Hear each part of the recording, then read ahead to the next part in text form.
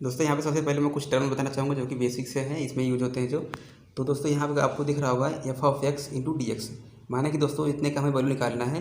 किससे निकालना है दोस्तों? सिम्पसन रूल से निकालना है। तो सूत्र फार्मूला हो जाएगा फ्रेंड्स, यहाँ पे फार्मूला ये है h/3 into F plus L plus में 2 इंटू ओ प्लस में 4 इंटू ई। ओके फ्रेंड्स, अब यहाँ देखिए एफ यूज हुआ है, एल यूज हुआ है और ओ यूज हुआ है और ई यूज हुआ है। ओके फ्रेंड्स, यहाँ पे और एच भी यूज हुआ है। तो यहाँ पे हमें ये सब जो टर्म्स हैं ये हमें मालूम नहीं है क्या क्या है। तो यहाँ दोस्तों आपको बताना चाहूँगा जो एफ है, एफ का मतलब है दोस्तों यहाँ पे दिख रहा होगा ये फर्स्ट टर्म, मतलब जो पहला टर्म होगा वो हमारा एफ बोला जाएगा। ओके, जो एल होता है दोस्तों वो लास्ट टर्म होता है। उसी प्रकार से दोस्तों यहाँ ओड है दोस्तों, जो ओ है ओड नंबर है। ओड बोले तो विषम संख्याएं हैं दोस्तों, जो कि हमारा विषम संख्याएं होंगी। ओके, यहाँ पे ई दोस्तों यहाँ पे क्या है? इवन नंबर बोले तो विषम संख्या सम संख्या है। ओके फ्रेंड्स, तो यहाँ पे इतने सब है। अब देखिए यहाँ पे बात आती है एच जो है, एच दोस्तों होता है जैसे कि इसमें क्या होता है कि दोस्तों हम अनियमित आकृति का एरिया निकालते हैं या वैल्यू निकालते हैं। तो एरिया का निकालने जैसे माना कि दोस्तों हमारी ये अनियमित आकृति कोई है, इतने का हमें एरिया निकालना है। तो क्या करेंगे फ्रेंड्स, इसको हम कुछ इस प्रकार से डिवाइड कर लेंगे, छोटे छोटे पार्ट में डिवाइड कर लेंगे। तो ये जो दोस्तों डिवाइड करता हूँ मैं, तो ये जो मतलब ये एक पट्टी की मतलब एक पट्टी की जो चौड़ाई होगी, हर एक पट्टी की जो चौड़ाई होती है दोस्तों वो एच बोली जाती है। मतलब सब पट्टी की चौड़ाई सेम होगी, तो इसी को बोलते हैं दोस्तों हम एच। जैसे कि हमारा दोस्तों यहाँ पे 0 हो गया, इस वहाँ यहाँ पे दोस्तों 0 हो जाएगा, यहाँ पे दोस्तों माना कि ये 1 हो जाएगा। ओके, और यहाँ पे दोस्तों माना कि हमारे यहाँ 2 हो जाएगा। उसी प्रकार से यहाँ पे दोस्तों कितना आ जाएगा? 3 हो जाएगा। तो अगर हम बोल रहे हैं तो दोस्तों इसमें एच का वैल्यू कितना हो जाएगा? तो बोले तो दोस्तों एच का वैल्यू माना जाएगा 1 माना जाएगा, क्योंकि इन दोनों सब में जो अंतर है दोस्तों, जैसे 3 में 2 में अंतर कितना है? 1 का है। 2 में 1 का अंतर कितना दोस्तों? 1 का है। तो मतलब जो चौड़ाई है दोस्तों, एक प्रकार से कहना चाहूँ मैं कि इन दोनों के बीच जो चौड़ाई है वो कितना है? 1 मीटर की है दोस्तों। ओके, उसी प्रकार से यहाँ पे जो एच का वैल्यू हो वो एच 1 हो जाएगा। ओके, अब आगे देखता हूँ मैं यहाँ पे।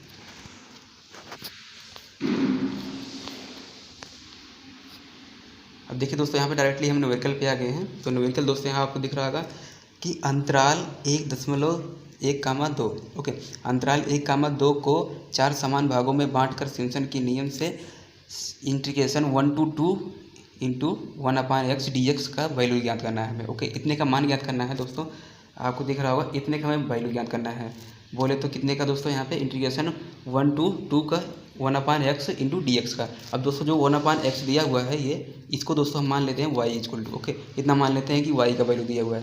जब दोस्तों ये y का वैल्यू दिया है, अब देखिए जो यहाँ पे दिया हुआ दोस्तों अंतराल दिया हुआ है, ये कितना दिया हुआ है? 1 to 2 दिया हुआ है। इसको दोस्तों जो 1 to 2 है इसको मानते हैं दोस्तों a, b। Okay, a, b हम मानते हैं इसको। दोस्तों 1 to 2 दिया है उसको मानते हैं a, b। अब इसमें डायरेक्टली कहा है कि 4 भागों में बांटना है।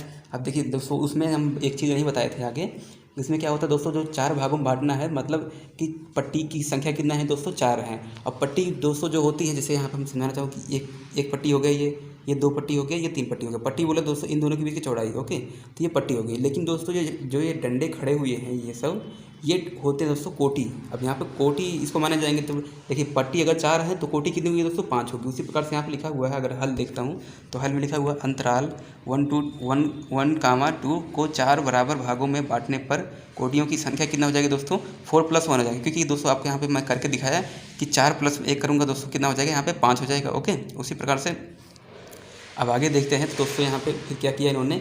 ए का वैल्यू निकालना, जो कि हम बताया कि यहाँ पे दोस्तों ये अंतराल दिया हुआ है, ये ए कामा वी दिया हुआ है। ये जो अंतराल दिया हुआ दोस्तों ये वाला वो दिया हुआ ए कामा वी। ओके, तो यहाँ पे ए का वैल्यू कितना हो गया? 1 हो गया। वी का वैल्यू दोस्तों हो गया 2। ओके, अब एन का वैल्यू दोस्तों जो कि हमारा पट्टियों की संख्या थी, जहाँ पे डायरेक्ट लिखा है 4 भागों में बांटना है, तो हमें एन का वैल्यू कितना हो जाएगा? यहाँ पे 4 हो जाएगा। ओके, अब देखिए यहाँ पे फिर डी का वैल्यू इसमें कहा नहीं दोस्तों, तो हम डी का वैल्यू निकालना पड़ेगा। डी इक्वल टू दोस्तों यहाँ पे फार्मूला होता है, लिखना दिखाना चाहूँगा। डी का वैल्यू फार्मूला होता है बी माइनस में ए अपान में एन। ओके, बी माइनस में ए अपान में एन इतना होता है।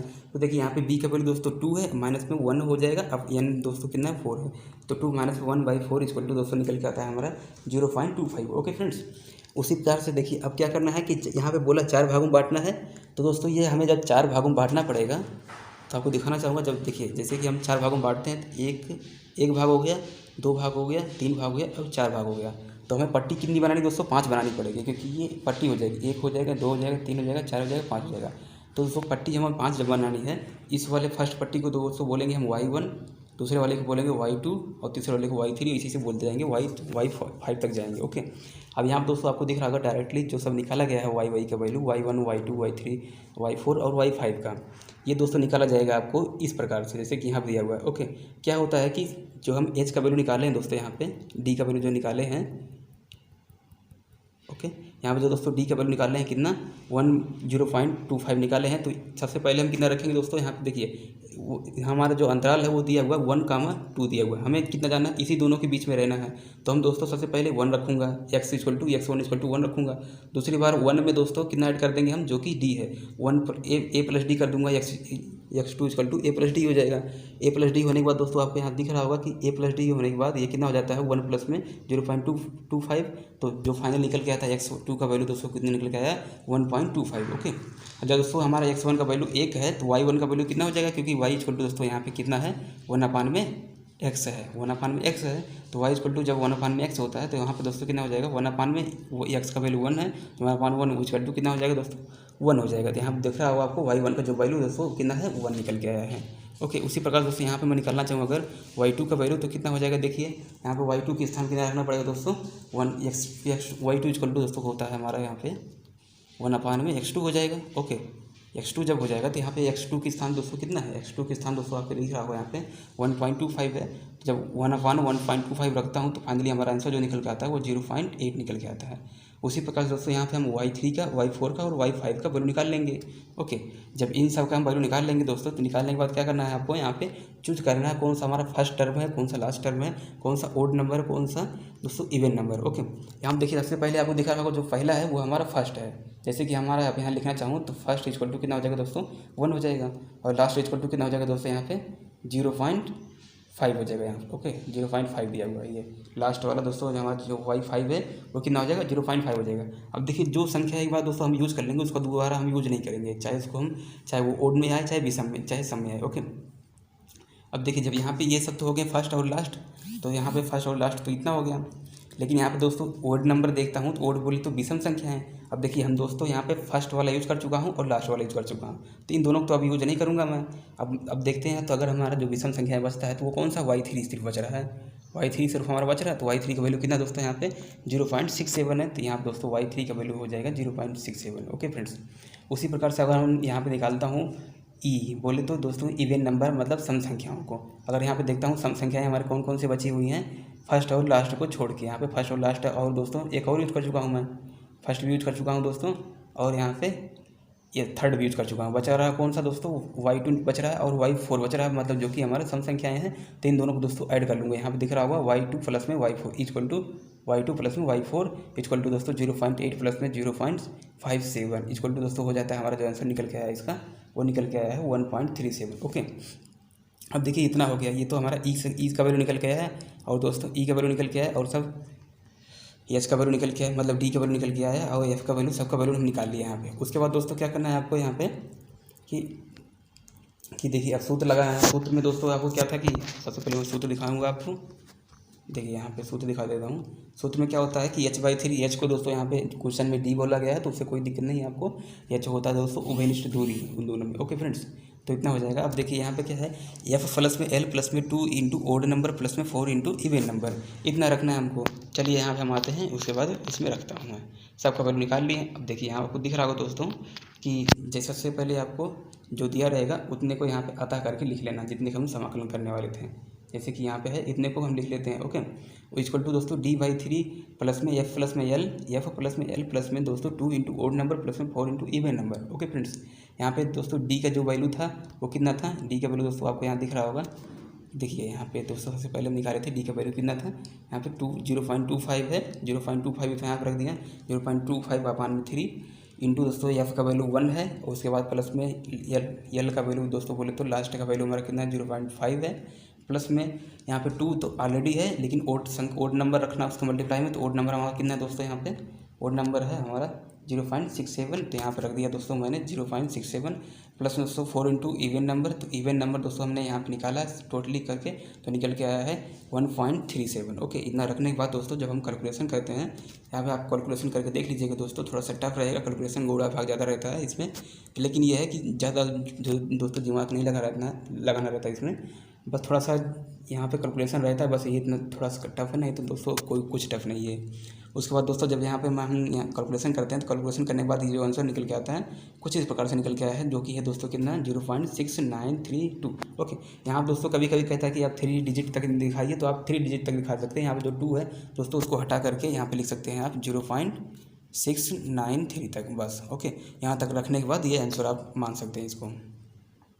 ओके, अब देखते दोस्तों नेक्स्ट क्वेश्चन जो हमारा वो दिया हुआ है 1/3, मतलब एक जो सिम्पसन रूल दोस्तों उसको 1/3 सिम्पसन सूत्र से भी कहते हैं, या कभी कभी दोस्तों यहाँ पे कह देगा 1/3 रूल से इसको हल कीजिए। तो आपको वहाँ से जान जाना है दोस्तों कि सिम्पसन रूल से हमें हल करने को बोला जा रहा है यहाँ पे। ओके, कहा कि 1/3 सिम्पसन सूत्र से integration 0 to 1/1 + x into dx का दशमलव के 3 सार्थक अंकों तक शुद्ध मान ज्ञात कीजिए। यहाँ दोस्तों इन्होंने एक चीज़ ध्यान देने वाली बात है कि इन्होंने ये चीज़ नहीं कहा इसमें कि दोस्तों कितने पार्ट में डिवाइड करना है। जैसे कि उसमें क्या कहा था दोस्तों, आपको सीधे सीधे दिख रहा होगा यहाँ पे कि इसमें बोला था 4 भागों में डिवाइड करना, 4 समान भागों में डिवाइड करना। इसमें दोस्तों ये नहीं कहा कि 4 समान भागों में डिवाइड करना, लेकिन इन्होंने ये कहा कि दशमलव के 3 अंकों तक हमें शुद्ध मान याद करना। ओके, तो इससे हमें कोई दिक्कत नहीं दोस्तों कि दशमलव के 3 अंकों तक कहाँ ले जाना तो या 4 अंकों तक ले जाना। लेकिन दोस्तों लॉजिक लगता है यहाँ पे ये कि जब दोस्तों हमारा जो लिमिट दिया हुआ है यहाँ पे अंतराल जो दिया हुआ वो कितना दिया हुआ है, देखिए अंतराल दिया हुआ दोस्तों 0 to 1 दिया हुआ है। ओके, जब 0 to 1 दिया हुआ है तो आपको यहाँ दिख रहा होगा दोस्तों, अगर हम यहाँ पे अगर एच का वैल्यू मैं लेता हूँ 0.25, अगर एच का वैल्यू दोस्तों यहाँ पे एच इक्वल टू हम अपनी तरफ से लेते हैं 0.25, तो दोस्तों हम कितना बनाएंगे यहाँ पे 4 पट्टी आराम से बना सकते हैं, 4 पट्टी बना सकते हैं, क्योंकि 0.25 को लेके जाएंगे अगर 4 बार दोस्तों तो फाइनली हमारा जो फाइनल वाला होगा दोस्तों वो 1 निकल के आएगा। ओके, 1 तक जाना है हमें, 0 से लेके 1 तक जाना है, तो 0 हो जाएगा, एक 0.25, एक 0.5, एक 0.75, एक हो जाएगा 1 हो जाएगा। ओके, तो इसी प्रकार दोस्तों इन्होंने यहाँ पर देखिए सीधे सीधे कह लिया दोस्तों कि अंतराल इतना को निम्न तालिका अनुसार 4 बराबर भागों में बांटते हैं। ओके, इन्होंने अपने मन से बांट लिया दोस्तों, यह आपको दिमाग लगा के बांट लेना है। जैसे कि यहाँ दिया हुआ था, अगर दोस्तों यहाँ 2 दिया होता तो आपको 0.5 में बांट लेते, तब आपको दोस्तों 4 बराबर भाग में बांट जाता है। यहाँ पर हम दोस्तों ये चीज़ को 0.5 ले लेते हैं, लेकिन यहाँ दोस्तों जब 0 to 1 दिया हुआ तो यहाँ पे 0.25 ले रहा हूँ। ओके, अगर यहाँ दोस्तों दिया होता 0 to 2 दिया होता तो हम यहाँ पे 0.5 ये चीज़ को 2 ले लेते हैं। लेकिन दोस्तों आप देखिए इसमें जब हो जाता है 4 भागों में बांटने पर, अतः कोटियों की संख्या 5 होगी। कितना हो जाएगी दोस्तों, जब 4 बराबर भागों में बांटेंगे तो कोटियों की संख्या कितना हो जाएगी, 5 हो जाएगी, क्योंकि उससे एक ज़्यादा होती है। क्योंकि कोटियों की संख्या 5 है, अतः सिम्पसन के नियम का प्रयोग किया जा सकता है। अब देखिए यहाँ पे एक और चीज़ आपको सीखने को मिला दोस्तों कि जब भी दोस्तों कोटियों की संख्या विषम हो, मतलब विषम, जैसे यहाँ पे 5 आया है तब दोस्तों यहाँ पे क्या होता है कि सिम्पसन रूल यूज होता है। अगर यहाँ पे सम आता है तो सिम्पसन रूल वहाँ पे यूज नहीं होता है। ओके, ये आपको बहुत ज़्यादा ध्यान देने वाली बात दोस्तों, एग्जाम में कहीं दोस्तों ये अगर लॉजिक आ गया, वैसे आता नहीं है, अगर आ जाएगा दोस्तों तो 90% लोग ये गलती करके आएंगे। ओके, तो आपको ध्यान रखना है कि यहाँ पे दोस्तों क्या यूज होता है सिम्पसन रूल, जब कोटियों की संख्या कितना हो, विषम हो। ओके फ्रेंड्स, अब देखिए यहाँ पे जो हमारा एक्स का वैल्यू दिया हुआ है, एक्स का वैल्यू दोस्तों मैं ले लिया हूँ, सबसे पहले हमारा 0 हो जाएगा, सबसे पहले 0, उसके बाद 0.25 अगर दोस्तों यहाँ पे उसमें लिखता हूँ, भिन्नों में लिखता हूँ तो 1/4 हो जाएगा। उसके बाद 0.5 हो जाएगा, 0.5 को अगर भिन्नों में लिखता हूँ दोस्तों कितना हो जाएगा, 1/2 हो जाएगा। और 0.75 को लिखता हूँ तो दोस्तों 3/4 हो जाएगा। उसके बाद लास्ट वाला 1 रहता ही है। ओके, इतना हो जाएगा। तो देखिए यहाँ पे x का वैल्यू दोस्तों एक प्रकार से कह सकता हूँ कि 1 हो गया, एक हो गया 0.25, एक हो गया दोस्तों 0.5, एक हो गया 0.75, और फाइनली जो फाइनल वाला जो हो गया दोस्तों वो कितना हो गया, 1 हो गया। ओके, अब हमें निकालना दोस्तों यहाँ पे कितने का वैल्यू, y1, y2, y3 का। अब देखिए दोस्तों ये जो निकल के आएगा, ये निकल के आएगा y1, ये निकल के आएगा y2, ये निकल के आएगा दोस्तों y3। ओके, ये y4 और ये दोस्तों निकल के आएगा हमारा y5।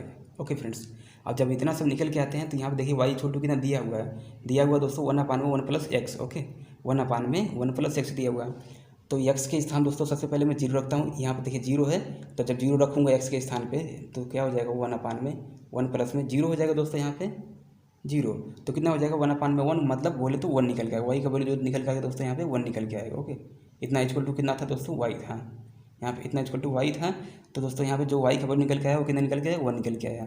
उसके बाद उसी प्रकार दोस्तों यहाँ पे y2 का जब वैल्यू निकालूंगा दोस्तों तो क्या हो जाएगा हमारा, x इक्वल टू कितना रखना पड़ेगा हमें, 0.25 रखना पड़ेगा। यहाँ पे दोस्तों x के स्थान पे हमें रखना पड़ेगा 0.25। ओके, जब 0.25 रखता हूँ तो इसको हल करेंगे आप तो निकल के आएगा दोस्तों ये 4/5। जब 4/5 निकल के आता है, उसी प्रकार से दोस्तों यहाँ पे जब हम रखता हूँ 1/2 तो निकल के आता है दोस्तों 2/3। जब रखता हूँ दोस्तों यहाँ पे 3/4 तो निकल के आता है हमारा 4/7। जब 1 रखता हूँ दोस्तों कितना हो जाएगा, तब 1 यहाँ पे 1 रखूँगा तो 1/2 हो जाएगा, मतलब 1/2 हो जाएगा। ओके, यहाँ पर तो हमारा सारणी बन गया दोस्तों। अब यहाँ से हम दोस्तों फर्स्ट का वैल्यू निकाल सकते हैं, क्योंकि हम अगर हम लिखना चाहें तो एफ इक्वल टू कितना हो जाएगा दोस्तों, यहाँ पे एच इक्वल टू 1 हो जाएगा। ओके, और दोस्तों एल इक्वल टू कितना हो जाएगा, यहाँ पे एल इक्वल टू 1/2 हो जाएगा। ओके, एल इक्वल टू 1/2 हो जाएगा। अब देखिए यहाँ पे, अब देखता हूँ अगर इवन नंबर दोस्तों, ओड नंबर कौन सा विषम संख्या है, ये दोस्तों ये y1 है, ये y2 है, ये y3 है। तो y3 सिर्फ हमारा बच रहा है दोस्तों ओड नंबर में, और एक y5 भी था जो कि हम यूज कर चुके हैं। ओके, तो इन दोनों को हम यूज नहीं करेंगे, y1 y5 और y1 वो, लेकिन यहाँ बच रहा है जो हमारा यूज करने के लिए, वो कितना बच रहा है, y3 बच रहा है। तो यहाँ o इक्वल टू दोस्तों कितना हो जाएगा, ओड नंबर हमारा 2/3 हो जाएगा। ओके फ्रेंड्स, यहाँ 2/3 हमारा कितना हो जाएगा, ओड नंबर हो जाएगा। अब अगर देखता हूँ दोस्तों तो यहाँ पे फिर सम संख्याएं, तो सम संख्याएं 2 बचेंगी दोस्तों, जो कि y2 रहेगा और y4 रहेगा। y2 दोस्तों आपको यहाँ दिख रहा होगा 4/5। ओके, ये 4/5 हो जाएगा y2, और y4 दोस्तों यहाँ पे 4/7 हो जाएगा। इतना हो जाता है। अब देखिए यहाँ पे हम सबसे पहले चलते हैं जो कि यहाँ पे लगाए हैं, ये तो अपने मन से निकाले हम, डायरेक्टली इन्होंने इसमें रखा है। तो निकालने के बाद दोस्तों इसमें आपको रखना है, जिसे हम निकाल के बता दिए दोस्तों वहाँ पे कितना क्या हो जाएगा। अब देखिए बात आती है डी की वैल्यू कितना हो जाएगी। डी की वैल्यू दोस्तों हम स्टार्टिंग में मान ही लिए थे कि कितना है, इसको 4 बराबर भागों में बांटूंगा तो डी का वैल्यू कितना मान लिए दोस्तों, 0.25 मान लिया था हमने। ओके, डी का वैल्यू 0.25 हो गया था। यहाँ पे 0.25 को दोस्तों अगर हम उसमें लिखना चाहें भिन्नों में तो कितना हो जाएगा, 1/4 हो जाएगा, जो कि दोस्तों यहाँ आपको दिख रहा होगा, लिखा हुआ है। ओके, 1/4 अपन में 3 दोस्तों, तो फर्स्ट प्लस में लास्ट, प्लस में 2 इंटू ओड नंबर दोस्तों कितना था, ओड नंबर 2/3 था, यहाँ पे 2/3 हो गया। इवन नंबर में दोस्तों 2 फंक्शन आ रहे थे जो कि y2 और y4, तो यहाँ पर दोनों दोस्तों ऐड कर लूँगा मैं। ऐड करने के बाद दोस्तों यहाँ पे अगर मैं हल करता हूँ तो आंसर जो निकल के आता है दोस्तों, यहाँ पे देखिए, यहाँ पे हल करने के बाद कुछ यहाँ तक आएगा। ओके, जब यहाँ तक आएगा दोस्तों तो 12 से डिवाइड करने के बाद तो निकल के आया दोस्तों 0.693। अब यहाँ पे दोस्तों इन्होंने कहा था 3 दशमलव के 3 अंकों तक लिखना है, तो यहाँ आपको कितना भी हो जाए दोस्तों, जैसे देखिए आपको बताना चाहूँ, जैसे आया था हमारा, मान लीजिए आप हल किए तो आपका आ रहा है यहाँ पे दोस्तों 0.927 आ रहा है आपका। ओके, इतना आ रहा है। आपको बोला गया है कि आपको 3 अंकों तक लिखना है, तो आपको दोस्तों अगर ये 4 अंक तक आ रहा है आपका हल करने के बाद, अगर आपको इसको 3 अंकों तक लिखना है तो आपको लिख देना है 0.693 लिख देना। ओके, जो ये 7 दोस्तों, 7 को हटा के इस 2 में एक ऐड कर देना है, तो ये दोस्तों ये 3 अंकों तक हम इस प्रकार से लिख देंगे। ओके फ्रेंड्स, अब देखिए दोस्तों यहाँ पे कुछ अलग प्रकार से एक क्वेश्चन हम लिए हैं। तो इस क्वेश्चन दोस्तों क्या हुआ है कि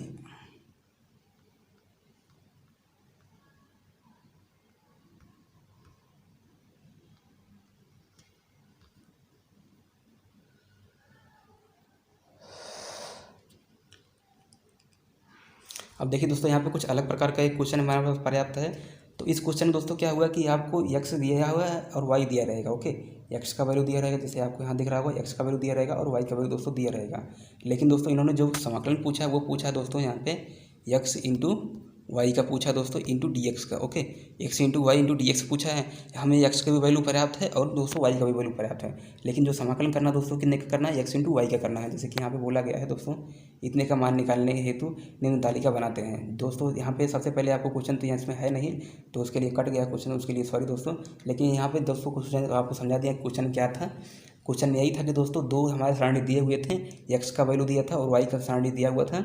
हमें निकालना दोस्तों कितने का, x इंटू वाई का वैल्यू निकालना था। तो क्या करते हैं हम यहाँ पे x इंटू वाई का दोनों से मल्टीप्लाई कर देते हैं। जैसे यहाँ पे दोस्तों इसका 0.5 का और यहाँ पे दोस्तों 0.4804 का मल्टीप्लाई करता हूँ, तो यहाँ पे दोस्तों कितने निकल के आएगा, ये y1 का वैल्यू निकल के आएगा। ओके, ये जैसे कि इसमें गलत लिखा हुआ है तो ये y1 का वैल्यू हो जाएगा, यहाँ पे y2 का वैल्यू हो जाएगा, ये y3 का वैल्यू हो जाएगा। ओके फ्रेंड्स, तो यहाँ देखिए 3 बराबर भागों में बांटना था, इसमें इन्होंने कहा था सीधे सीधे कि 3 बराबर भागों में बांटना है आपको।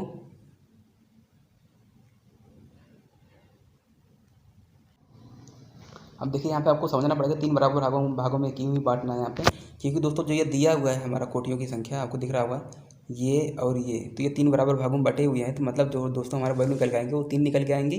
तो n का वैल्यू जो दोस्तों हो जाएगा कितना हो जाएगा, वो 3 हो जाएगा। ओके, तो यहाँ दोस्तों अगर हम d का वैल्यू निकालना चाहूँ, देखिए इसमें d का वैल्यू नहीं दिया है, d का वैल्यू तो हमें निकालना पड़ेगा अपने मन से दोस्तों। तो अपने मन से निकालने के लिए दोस्तों आपको क्या करना पड़ेगा, यहाँ पे देखिए 0.5 है, यहाँ 0.8 है। ओके, तो 0.8 माइनस 0.5 कर देता हूँ मैं यहाँ पे, minus 0.5। Okay friends, equal to हमारा आना चाहिए यहाँ पे 1.1 माइनस में 0.8। ओके, ये 0.8 है यहाँ की हमारा 6.8।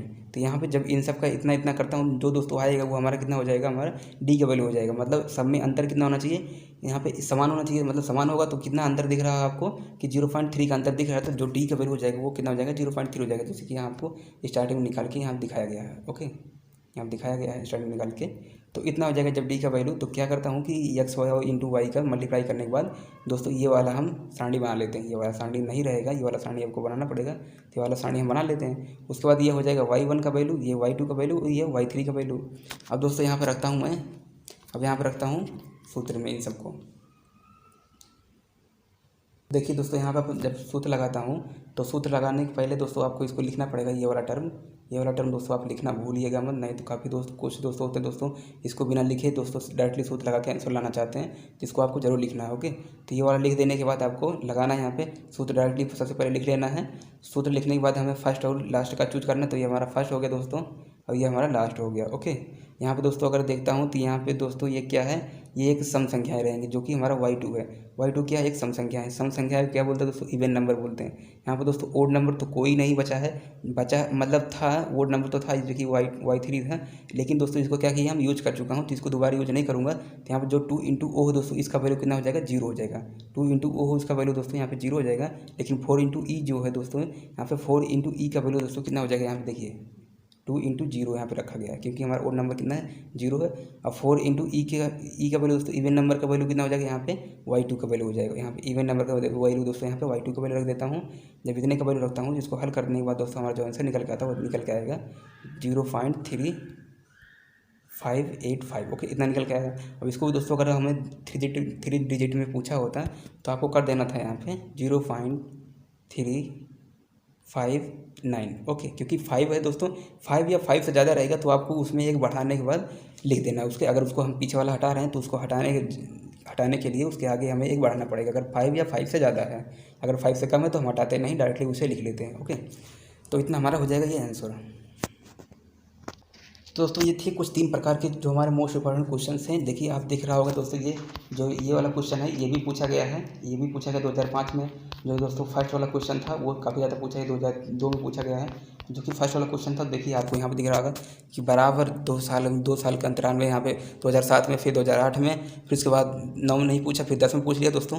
ऐसे ही पूछता होगा, ये बहुत ज़्यादा दोस्तों इस प्रकार से क्वेश्चन पूछते हैं। अब देखिए इसमें दोस्तों जो टर्म था ज्ञात करने का वो कितना था, हमारा y इक्वल टू कितना था, 1/x था। ओके, कुछ इतना ही सरल पूछते हैं दोस्तों, सरल पूछते हैं अधिकतर, मतलब कभी कभी कठिन हो जाता है, लेकिन अधिकतर दोस्तों सरल ही पूछते हैं। तो आपको ये बस मालूम होना चाहिए लगेगा कैसे, यही बताने के लिए दोस्तों यहाँ पे मैंने लगाया है। और जितनी प्रकार से यहाँ पे सिम्पसन में दोस्तों सवाल बनते हैं सब मैंने यहाँ पे कवर किया है, क्योंकि दोस्तों इस प्रकार एक प्रकार का बनता है कि आपको यहाँ पे दिया रहेगा कितने भागों में बांटना है, तो एक होता है दोस्तों कितने भागों में नहीं बांटना है, तब आपको यहाँ पे होना चाहिए। जैसे कि हमने क्वेश्चन नंबर 2 में सीखा वो चीज़ यहाँ पे बोला है 3 साल तक अंकों तक शुद्ध मान याद कीजिए। इसमें ये नहीं बोला था कितने भागों में बांटना है, तो इसलिए इसमें दोस्तों हमने ये सीखा कि किस प्रकार से हम कितने भागों में बांटते हैं। ओके, और लास्ट में दोस्तों एक चीज़ और सीखा कि यहाँ पे दोस्तों जब हमें x और y के दोनों का वैल्यू दिया हो, हमें किसी दूसरे फंक्शन का वैल्यू ज्ञात करना हो, तब दोस्तों हम कैसे ज्ञात करते हैं, तो वो चीज़ इसमें सीखा गया हम।